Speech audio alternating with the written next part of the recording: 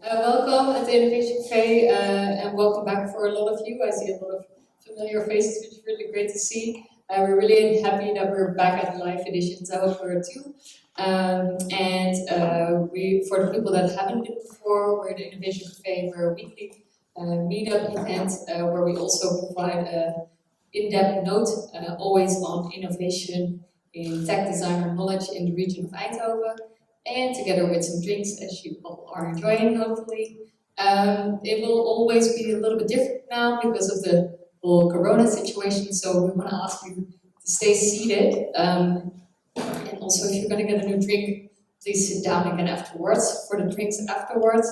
I'm not sure yet, I think we're going to be in this space, but I'll let you know after the talk. Or we're going to go to the bar, that's also possible, but we'll have some snacks as well. And afterwards, there's also a possibility to stay for dinner. I'll talk a little bit more after the talk, but for now I want to give the word to Lozza. She's going to talk a little bit about innovation. So, Laura, please take the floor. Thank you very much. Is this clear, loud enough, not too soft, not too loud? Let me look around. Why do you sit in there? There's a chair here. Why do you sit here?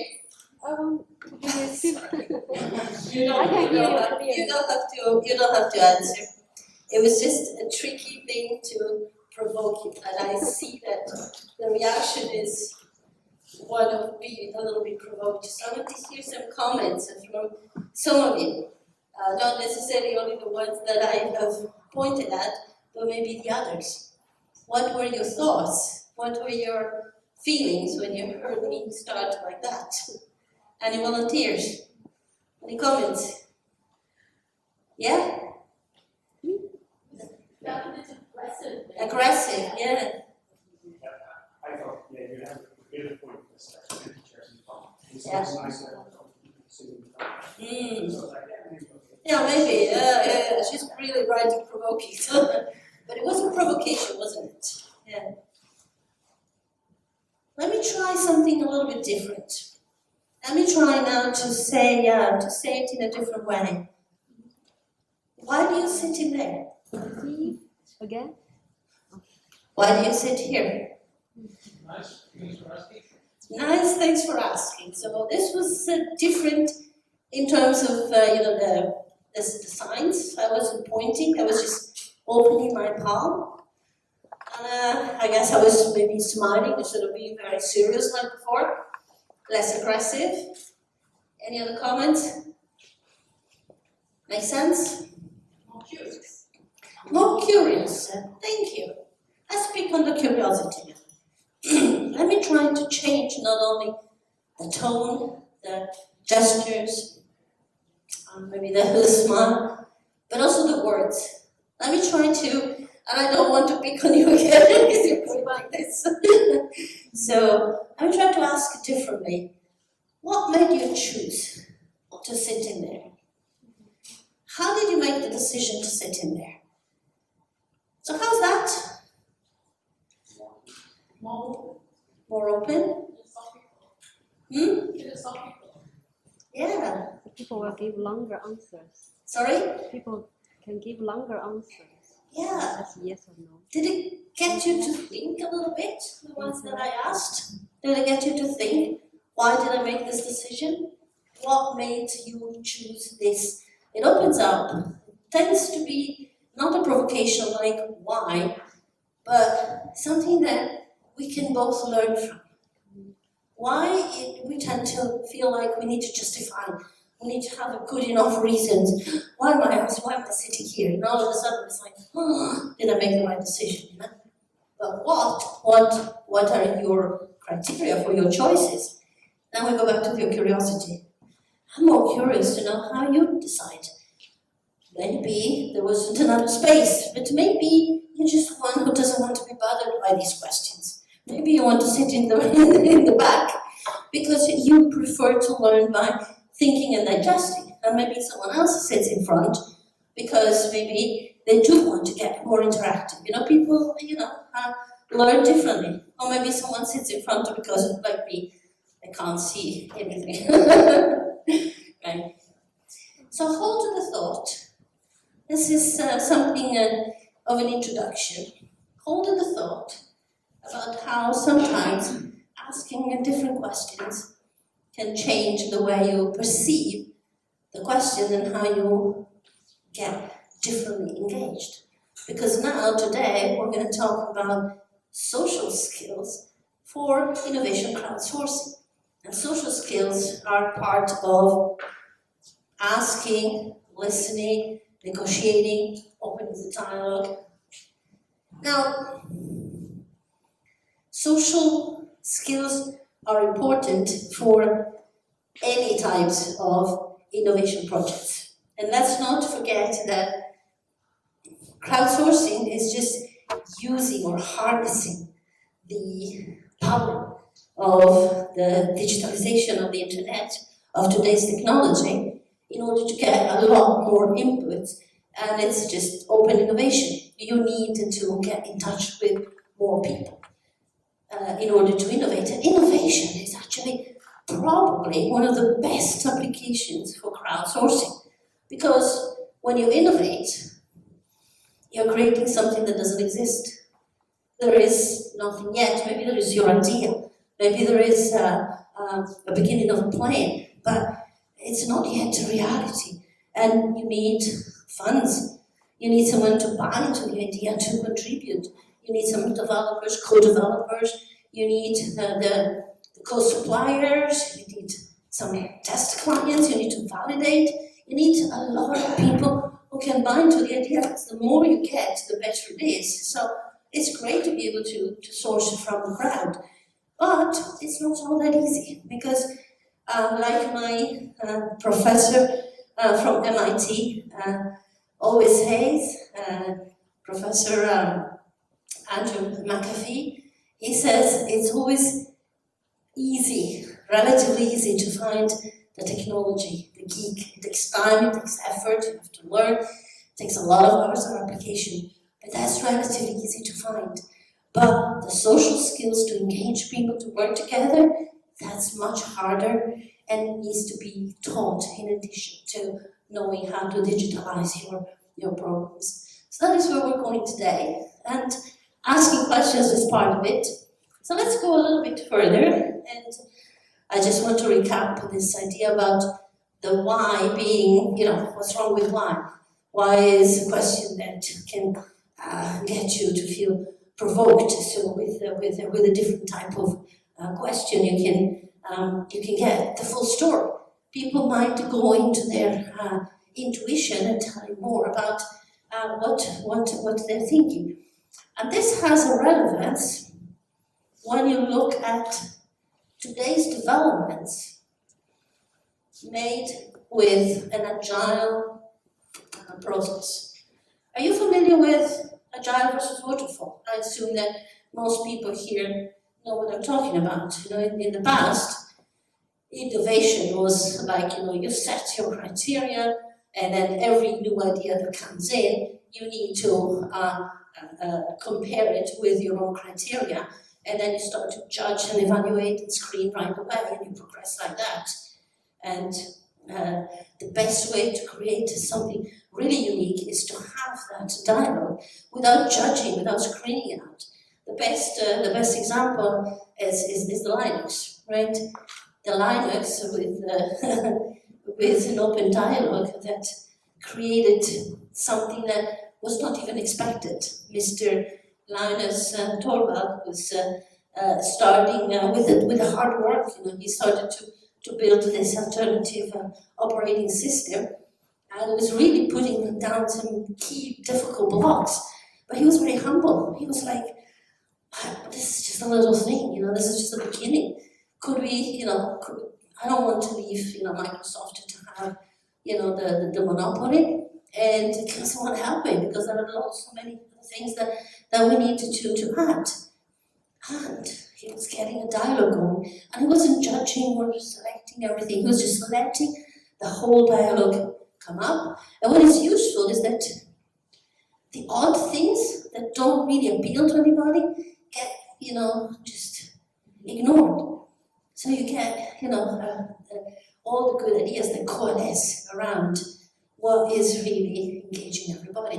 But you need to ask in a humble way and in an engaging way. Unfortunately, and you've probably read it into the introduction to this course, sometimes we tend to tell too much about our innovation, and we try to give all of the details, we try to convince, we try to sell it, whether in person or by detailed, project lists. And it's kind of understandable because it is your thing, and if you have passion and you have thought about it all, it's a natural thing, but it doesn't really engage other people. And I've been involved with innovation, open innovation developments from a corporate standpoint for over 25 years, and now in the last 10 years I've been a consultant. And as a consultant, I have thousands of hours of discussions, coaching, training, consulting, strategizing with clients. And some are, VPs of strategy, of innovations, and general managers of large projects. And you see that they are more driven by fear than by trust. They want to show that they know it all. Yeah, this is great, this is a fantastic project. 4 out of 5 people, 80% of the people, would tend to instinctively go to involve the crowd, the funders, investors, the clients, the co-developers, by telling a long story, by putting down a project, a plan, and they want to prepare questions. So if someone disagrees with this, then I know what to answer. If someone else says something else, then I've already thought about it. And in that way, you actually do not achieve the engagement of others. Now, those who have managed, those who have been successful in creating collaborations, open innovation, in person or in the digital space, involving many others. Those who have been successful, they know that it's very important to share the passion and tell the story, but it's also necessary for at least 50% of your effort to open up the dialogue, to show your curiosity, to value the people that you are inviting to participate. And there are skills that needs to develop and to be developed in that area. You follow me? Any questions so far? I see some people nodding, so if I say obvious things, then you just don't need to listen to me. You can come here and give me your story. I will ask at the end if you have any examples to share. I'm always very eager to learn. So far I want just to go on and share something about why I say that it is natural to want to tell your own story. And I'm talking about the brain, some neuroscience. Originally a chemist, a biochemist, and so I was ending up there. Now, forget for a second all of those ideas about the right hemisphere and the left hemisphere. What we know, what we've learned in the last 20 years of analyzing the brain's activities is that our brain involves teams, different teams that work for different activities. And these teams are like networks that go across the right and the left. And we see that with brain imaging. We see that when there are some tasks, then the different types of groups of neurons are lighting up. And there are 2 very important networks that are pretty much involved in almost everything that we do. And I've tried to simplify the definitions in here. There's what is called what we call the task positive network, which is the part of the network that gets activated when we are into analysis, structured thinking, planning, control. And then there's another type of network that is activated when we are aware of our feelings and emotions. For example, something goes really bad in one of our plans, And so we are aware of the fact that we feel disappointment, we notice that others feel disappointment, but we manage to keep optimism, and we need to, we know how to engage people into some ethical decisions, like instead of cooking the books, we're going to tell the boss that we failed. So, those are different types of activities. And the default network is not only involved with social relationships, ethical decisions making, but it's also the default that is activated, in the network that is activated for creativity, opening up the dialogue. Now, in normal situations, this is the most important part to know.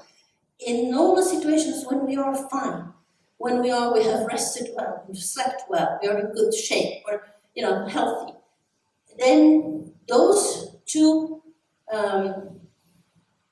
networks continue to light up and down. They are antagonistic. I have represented their curves, waves that are opposite. When one is on, the other one is off. But they alternate constantly. So every minute we can have 2 or 3 times that they go, one goes up and one down, one up and one down, one up and one down.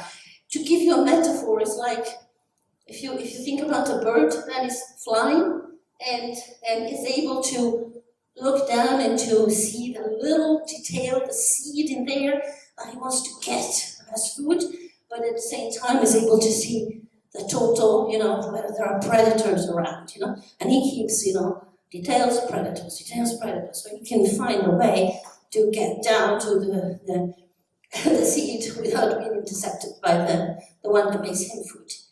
So that's a similar thing. We have things that alternate. Now, what happens when we are stressed or when we spend too much time on one task is that we are actually able to completely deactivate the other network. So, therefore, when we have, for example, when we are in emotional distress, then those moments we're just not able to think straight because we've just deactivated the TPN. That network is just not lighting up. And when we are spending a lot of time onto something very demanding, on some analysis, on some tough planning, then we forget the other network which shuts down, and that's the one that opens up to new ideas. So that's why when you have your own idea, your own definition of your project, you go and you say, this is how we do it. And everyone that comes with another idea, no, that's stupid, that doesn't fit my plan. No, I don't want to hear that. So that's why I'm saying it is very natural to want to, tell your story and only accept what fits. And that's one of the big challenges of using the crowd. Because for using the crowd, you need to be humble, you need to stay curious, you need to avoid judging at every moment, and you need to continue to keep the dialogue open. Make sense? So what you need is you need to continue to be aware of it. Basically, you can learn all of these social skills, but I think that already, if you're aware, if you know what is happening, then you can pay attention. You can tell yourself, am I too obsessively trying to make sense of every comment that I receive from the crowd because I have turned off the openness of the other network? Or am I so excited about the creativity that I forget to hold focus and I go after every single thing that comes under the sun without remembering to, refocus the discussion in a productive direction. So if I have just managed today to bring up a little bit of awareness for you, then I'm already happy. And when we know what is, potentially in the way, then we can work about it. When I was talking about the way we ask and the way we listen, I also want to remind of one type of simple scheme that you might have heard before or not. I'm sorry with the phone, with a voice that comes and goes. I don't seem to be able to have the microphone staying in a proper position. Do you still hear? It goes, comes and goes. Asking and listening are connected. Your friend here was mentioning curiosity. Sometimes we ask because we want to know, and that is what we're used to. In our daily life, we listen because we need something for ourselves. That is the usual way of listening. Asking or just simply listening. We are 80% of the time we want to, some define as the level 1 listening. So, for example, you go to the airport, you hear, well, when there are flights, and you hear the voice that says, change of gate, and you filter that through, what is it my flight, what do I need to do? So is it about me, what do I need to do?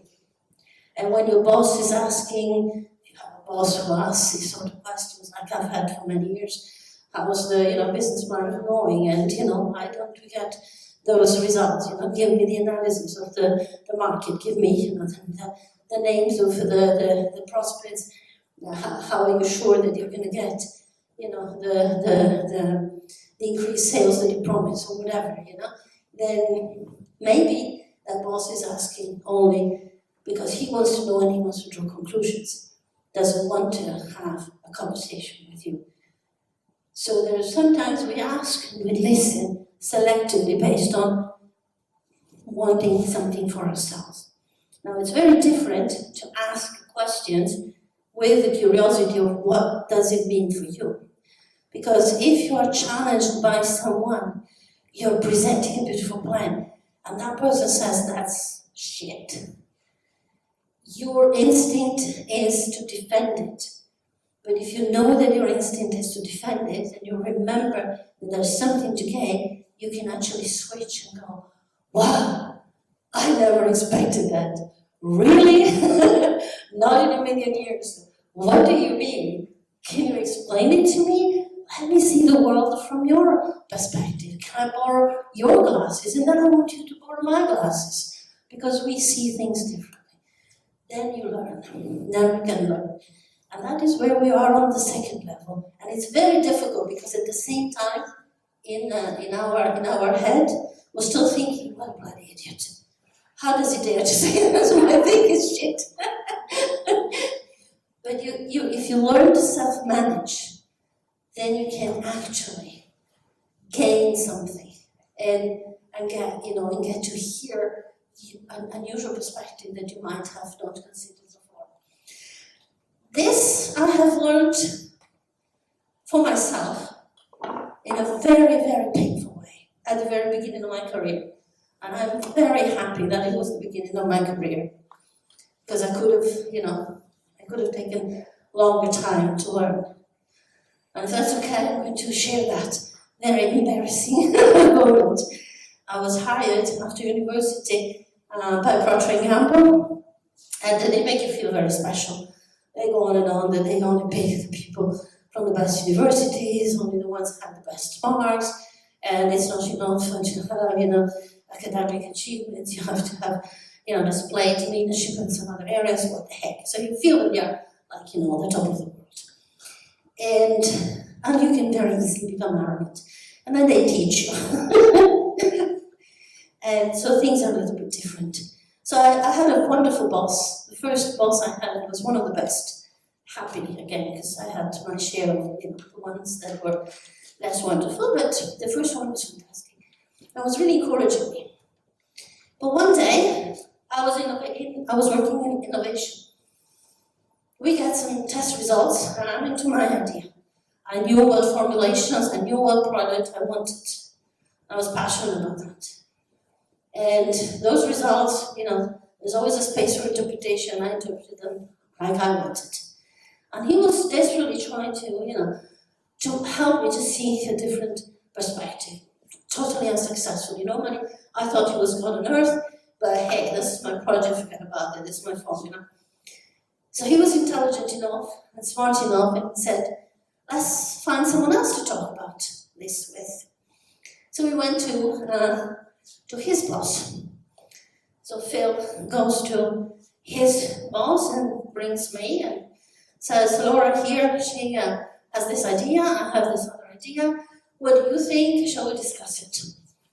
And we had that conversation for a while. I was just, very, very stubborn. I like to think of myself as persistent. I can be very stubborn. And so I insisted on my ideas. But then suddenly, somehow, Pinolo, his director, he said something that opened my mind. And I went, aha, shoot, I had not considered that. He actually turned things, I actually got to see a different type of perspective. And then for a moment, I was very happy that I finally understood, because I was very frustrated not to understand Phil. Phil was normally, someone I was getting along with. But then there was a moment, immediately after, I felt like crap. And so I quickly said, I agree, fine, I buy your position, I ran into my office, I locked the door, and I sat there feeling sorry for myself. And I was going on and on in my head, they're gonna think that I'm the biggest idiot on earth, there's no future. What got into me to think that I could make it into this bloody company? They only have, intelligent people. I'm stupid, I'm nothing, and I was feeling so completely ashamed, I was just trembling. And then Phil comes in with his usual, Welsh enthusiasm, slams the door of the office, walks in, and says, hey, that was a great meeting. And I thought, yeah, you're joking, actually. He's British, so I would probably have said, you're kidding. or the opposite. Anyhow, but he was very surprised. I said, well, of course I'm not joking, of course not. This was great, I have spent the last 10 minutes with my boss talking about how proud we are that we have hired you because you're exactly the person that we need. And I was like, what? I couldn't even understand it, He said, well, we really love in innovation to have people who fight for their passions, for their ideas, that want to keep it, and then they don't just put on their trousers because of the boss saying something. But we also want someone who's able to see reasons or, to listen to others and to accept that sometimes others have other ideas. So this is fantastic. It took me a week to get back, to feel reassured. But that was a very, very painful learning. And I used it in the future with all of my teams. So I thought that was a great thing that I learned, and it helped me to keep focusing on whatever I was doing, technical, marketing, sales. I've been doing all sorts of types of jobs that went on in my career, but I always remembered that it is important to have a good balance in your heart and in your head. And so, why did I go suddenly to that? Because after we talked about the listening, which is the part of engaging and inquire, I just wanted to quickly mention to you that the social skills that are involved into making sure that you have a good interaction with a digital crowd or an in-person crowd are, I can group them into 5, and the first 2 ones are actually personal. You need to be right in your head. The clear presence of mind means that you don't need to listen to all of those saboteurs that tell you you're worth nothing. You can go spend a lot of time not believing in yourself. And the second thing of leading with the heart means that you manage to deal with your emotions, and whether you're passionate or disappointed, you manage to channel those feelings in a way that you can be present with the others and not just to feel like a victim. After that, you need to engage and inquire, so learn how to ask a lot of questions. And then what you need to do is you need to learn to tolerate the ambiguity. This is a critical thing. When you're creating something together with others, there's a lot of uncertainty until you have it. You don't have it. And so other people start in your teams, you will see it into the crowd, they will start to go, well, we're ready now. Do we have enough? Has it finished? Well, maybe not, you know.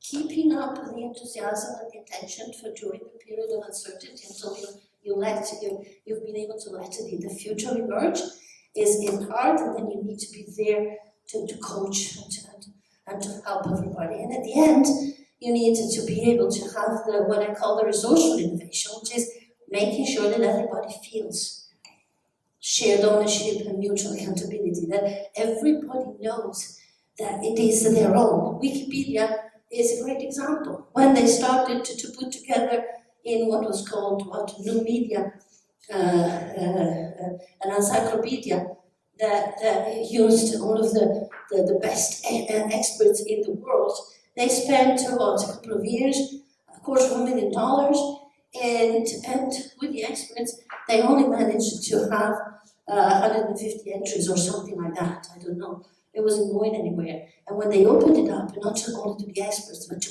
anyone was able to, through criteria that were set up in a transparent way, they were all able to contribute in a way that it's theirs, that the ownership is shared, and everybody feels accountable. Because if someone gives you comment, then you feel that it's your subject.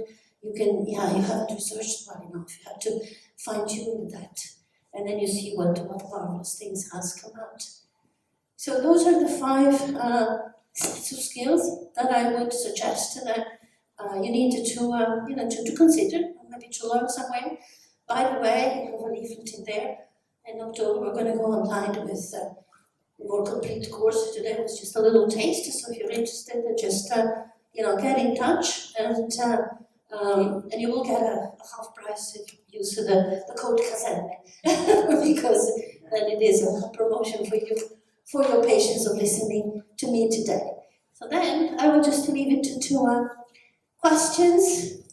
Any questions? I'll give you some hints here. Like, what is your experience with engaging others via comprehensive presentations and/or engaging questions? This is just one little, hint of, to have any experiences about that. But if you have any other comments, any questions, yeah, go ahead. To some extent, I really understand that you need to be open and humble. Yeah. But I definitely agree with that, because I really like when people are curious on how others see. But also sometimes it's nice to see people defend their idea a little bit. So there's some kind of fine balance there. It's really hard to look for, because otherwise if you say like, yeah, that's a nice idea, oh, that's also a nice idea, then it feels like, okay, what are you actually trying to tell? If you humbly agree with everything. Yeah. So what would you say to find that balance? Thanks for the question. The question was, how can you balance being open and listening to everyone, and then still having your own passion and your own ideas? So you have to agree with everything. And you used something about, should I defend my ideas? My perspective in that is that we do tend to go into a either-or perspective. Who wins? Who's more right? And we need to be able to get out of that and keep, the passion of everyone. You don't need to defend your idea, but you can push for it if you feel that people don't understand and don't grasp it.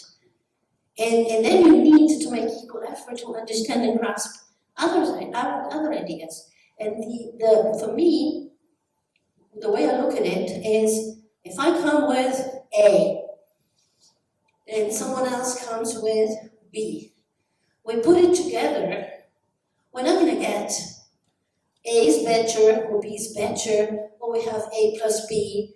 We're going to co-create C. We're not going to come out of that discussion thinking and feeling the same way. So when I ask people about having conversations, what did you learn from the other person? How has your view changed after the conversation with the other person? And what are you going to do next?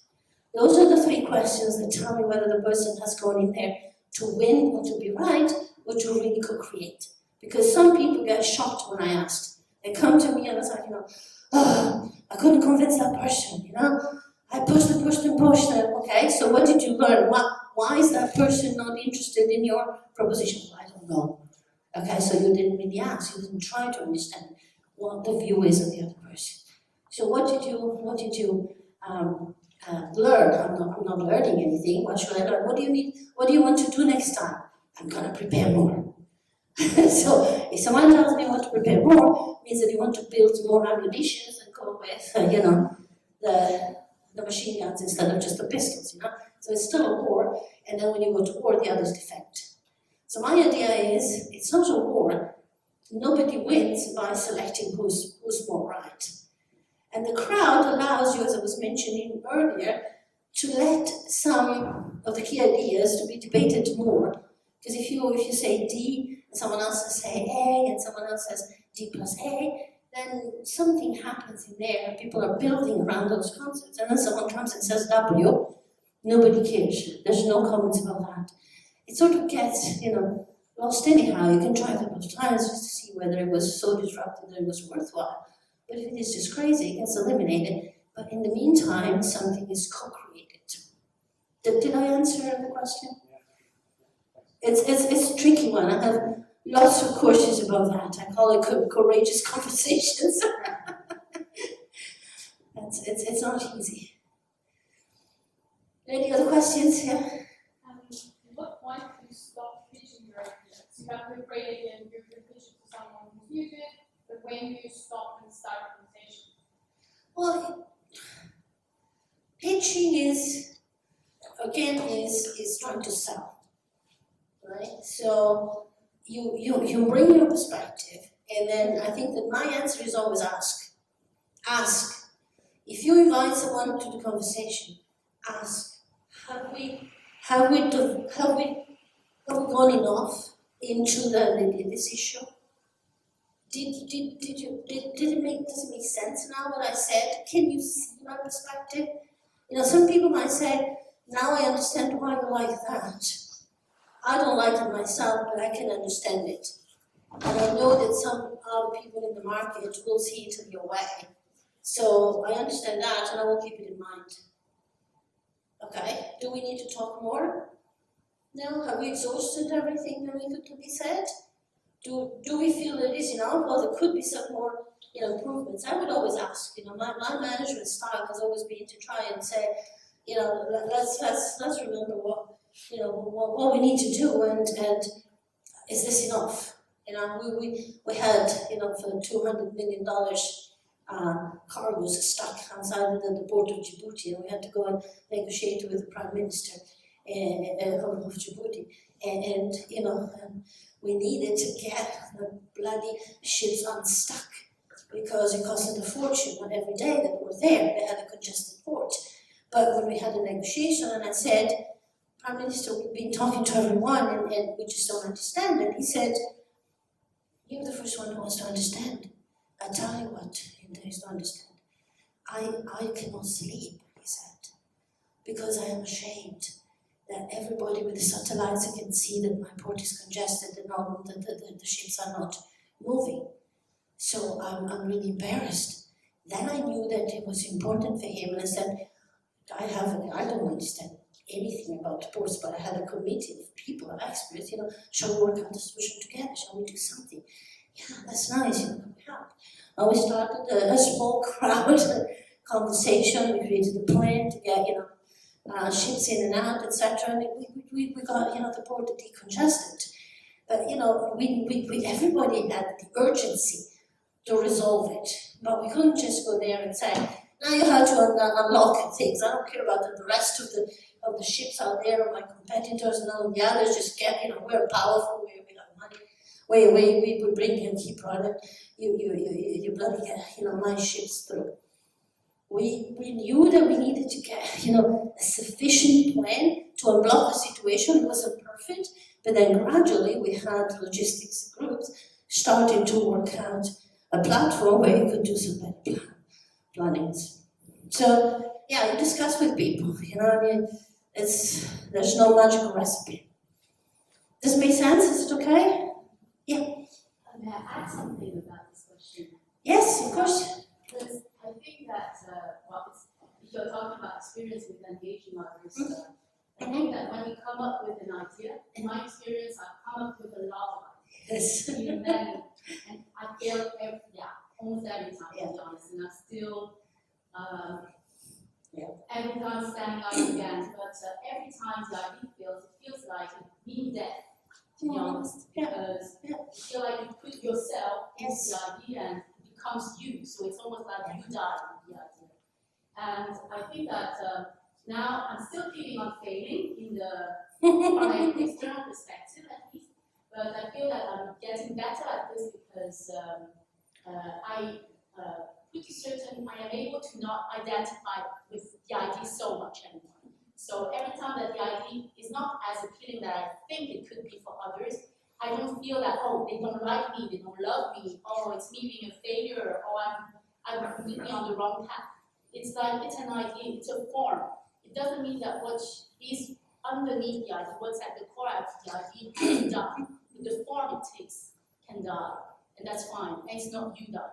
And I think that, to me, that's what has been keeping me just finding more and more the right balance. I haven't found it yet. I'm not saying that I'm not disappointed, but I managed it better. Of course you're disappointed if you are attached to a certain idea, but I appreciate what you're saying, that you start to recognize all of those saboteurs, you know? That is what I'm talking about, I was talking about with the first step of clear presence of mind. You can do some exercises to be able to, first of all, not to become a victim of your the judge that says they haven't liked the idea, means that they haven't liked me, because that's the equation, you know. And sometimes you can learn, just you will feel that when you feel like that, it's about me, you start to get rigid, sometimes you shrink, sometimes if you just, just open up your chest and relax your muscles, sometimes it's easier to get to a different perspective. And I often offer to some of my clients discussions about, for example, changing the criteria. So, there's a general project manager in BP who's handling huge, installation projects. And he's still stuck very often, we talk quite regularly, with, I haven't convinced them, I have failed. And we've been working a few times, and now he's coming to warm up on that. Change the criteria. So going there not to convince, but to share your concerns, your ideas, your suggestions, the opportunities, the risks, and then measure how much their position changes and how much richer the project has become. And sometimes those people will talk to other people and to other people and to other people because we're talking complex things. And if something starts to happen different than before, that's your measure. You've been influential. So measure being influential, not winning that little battle, which is a lot more satisfying. That's a little bit more like in your field, so thanks a lot. Any last questions? We have time for one more. Yeah? Yes?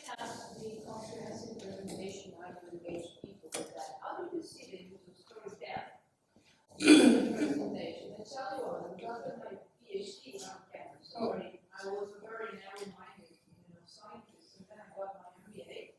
So working, I think it's compensability, mechanism finance, and management. I received a lot of training in public speaking, and they were into that. They were enthusiastic about storytelling. So you see these guys who are presenting and sometimes doing this, but the reality that they see was trying to use these tools within the industries that was MBA bullshit. We don't want to hear about storytelling. We don't know nothing but the points about.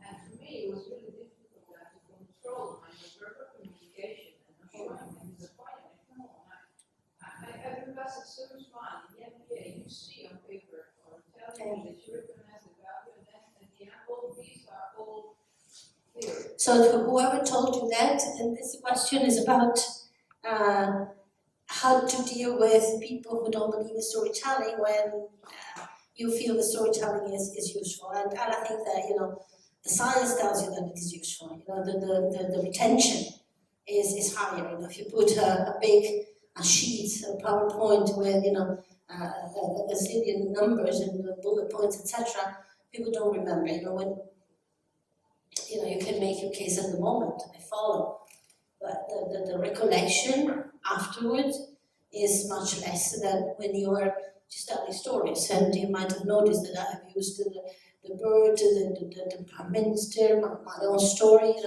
I've had my share of people telling me that I was, wrong for the job. So I eventually made it up to the top. But there was a moment when I was about to be selected for, one of those, top positions, and I was called by the HR, and they said, you're intelligent, you're fine, you get things moving, you get the results, we don't know. There's something, I couldn't put the fingers on it, You're just too, you're too Italian, you're too, you're chatting, you're laughing, get a coach, So they sent me to a coach, and the coach said, what's the brief again? And then he wanted to talk to my HR, the senior VP, and said, what is it? You want to transform her into a man in a suit, Scandinavian man with a suit, because that is how it looks like when you are at the top of the board, She will never be that, So, it happens. It happens. And I think when I was mentioning that, the task positive network, when you're so focused on getting the results, or doing the analysis, etc., if that's your world, you don't want disturbances. That's when, if you come with great ideas, even packaged in nice stories, it's closed, you've just deactivated that part. And then there's fear, there's a lot of fear. Organizations are now starting to appreciate that digitalization means that you can have a much more democratic spread, that everybody can participate. You can make invisible work visible. You can get teams arranged in a second. You don't need to request for the boardroom to be available. And so all of a sudden, those who are used to identify themselves with their power, they feel that their power is lost. So they're trying to, out of fear, probably irrationally, trying to block it. And it's pain in the neck to deal with people who don't hear reasons. You can just, again, I think, and I believe in asking questions. What makes you, but not why. Why don't you want it? What makes you so afraid of storytelling? And you can learn to ask smart questions. It seems like you are really afraid of storytelling. What are you afraid of losing? What are the others losing? You can just, make an intuition and say, no, I'm not afraid. I think we need to do it in this way, okay? Have you measured the retention? Because, I'm curious about, I have a concern, and, I would like to see some alternatives, So you can always stimulate and challenge and provoke, and try to gradually open up the conversation. Some people will not listen, but if you ask questions, you increase the probability of being heard, I think. It's okay? Yes? Am I on? Yes. Thank you. Thank you all. For your questions, guys. Please give her an applause, Laura, please. So, we're kind of crowd, so we're going to stay here